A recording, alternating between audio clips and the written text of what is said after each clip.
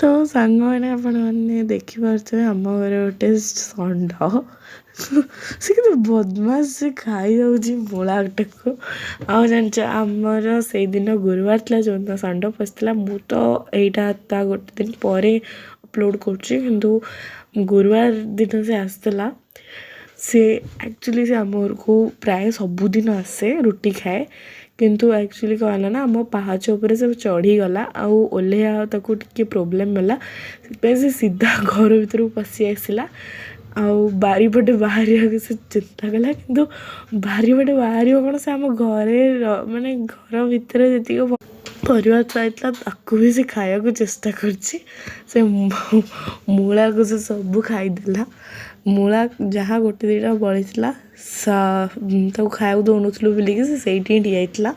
ମୋ ପିଇସି ତାକୁ ରୁଟିରେ ଟ୍ରାଏ କଲେ ତାକୁ ନେବା ପାଇଁ, ସେ କିନ୍ତୁ ଗଲାନି।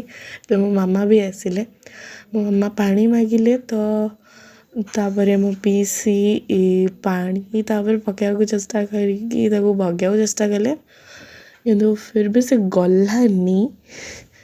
ତ ତାପରେ ମୋ ମାମା ନା ସେ ବ୍ୟାକେଟ୍ଟା ଉଠେଇ ଦେଲା, ମୂଳା ବ୍ୟାକେଟ୍ଟା, କାହିଁକିନା ଖାଇ ଦେଉଥିଲା ବୋଲିକି।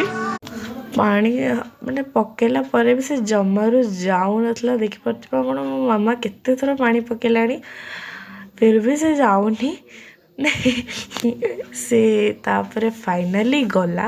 ଆମର ସାଇଡ଼୍ରେ ରୋଷେଇ ଘର ଥିଲା, ତ ରୋଷେଇ ଘରେ ଆମର ରୁଟି ହେଉଥିଲା ଆଇ ଗେସ୍, ସେଇଥିପାଇଁ ସେ ସିଆଡ଼କୁ ବାରମ୍ବାର ଅନଉଥିଲା। ତ ଧୀରେ ଧୀରେ ସେ ଗଲା। ମୋତେ ତ ଲାଗୁଥିଲା ଆମ କୁକୁର ବହୁତ ଇରିଟେଟ୍ ହେଇଥିବ, କାହିଁକିନା ଆମ ଘରେ ସେ ପଶିଥିଲା ଯେହେତୁ, ସେଇଥିପାଇଁକି। କିନ୍ତୁ ସେ କେମିତି କିଛି କାମୁଡ଼ା କାମୁଡ଼ି କଲାନି, ଯାହା ହଉ। ଏତେ ସେ ଦୁଷ୍ଟାମି କରେ ଆମ ଘରକୁ ଆସିକି, କିନ୍ତୁ ପ୍ରାୟ ଟାଇମ୍ ସେ ବହୁତ ଥର ଆସିଛି ଆମ ଘରକୁ। ଫାଇନାଲି ସେ ବାହାରକୁ ଗଲା। ମୋତେ ତ ଲାଗୁନଥିଲା ସେ ବାହାରକୁ ଯିବ।